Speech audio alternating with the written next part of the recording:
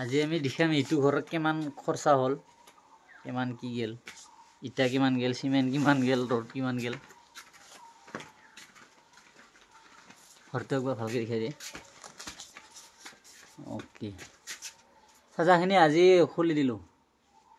বহুত দিন হ'ল, 20 দিনমান থাকিলে, টাইম পোৱা নাছিলোঁ। ঐ চবতে কাম হ'ল। পানী মাৰিব লাগিব ন গ'ল পানী পানী মাৰি দিবি একদিন।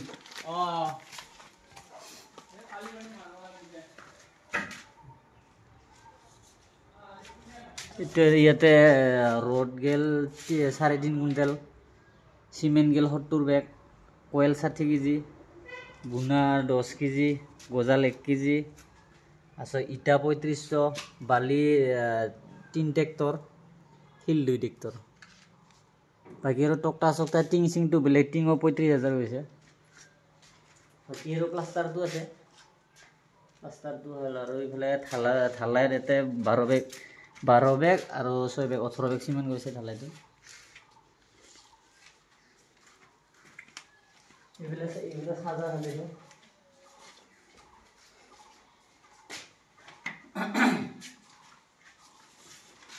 এইবিলাক লগাইছে, এইগিলা লগালে অলপ কম দাম পৰে।